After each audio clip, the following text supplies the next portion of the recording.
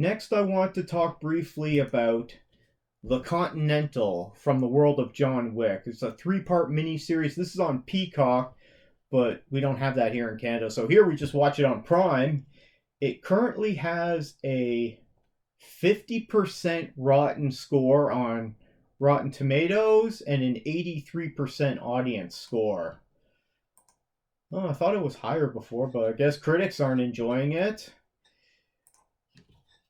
I watched the first episode, checked it out. It's about an hour and a half long, and I had a good time with it. The style and how they've recreated the 70s in this John Wick world. I'm guessing this would be around the time that New York City went bankrupt in the 70s, because it just looks like crap.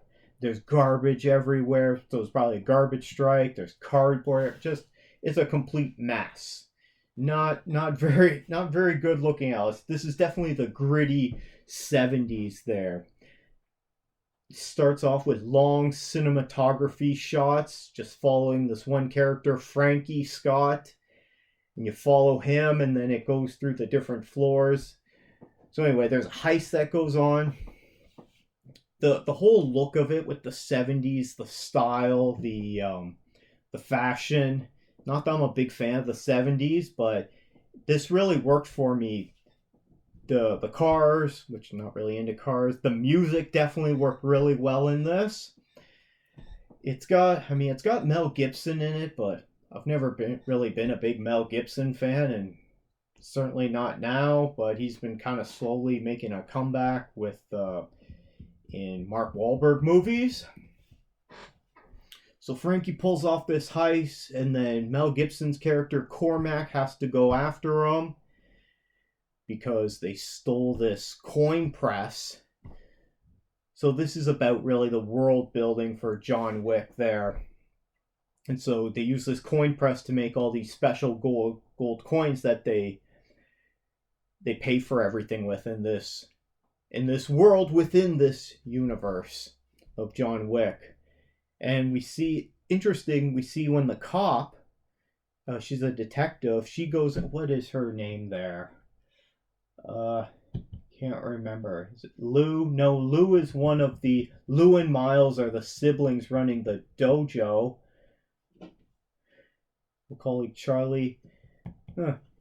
Anyway, so the detective, she tries to go into the Continental, and they don't accept cash in that there, so they won't give her room. They do accept the cash for the drink that she orders, but that's so that they don't let her on to know that something weird is going on here. And her partner, the other detective there, warned her about going in there.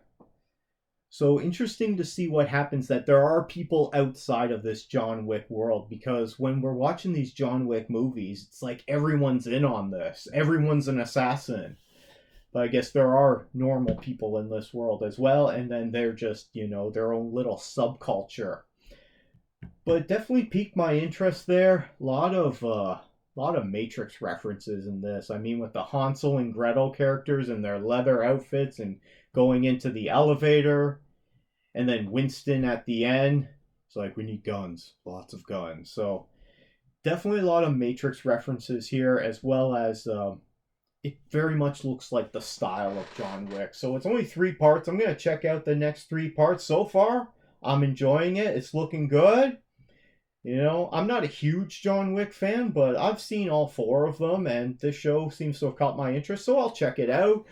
Let me know what you think of the new Continental show on Peacock, or if you're in Canada, outside the US, it's on Prime. Let me know your thoughts down in the comments below. Feel free to leave a like here for Fluffy Kitty. You can always subscribe for more content.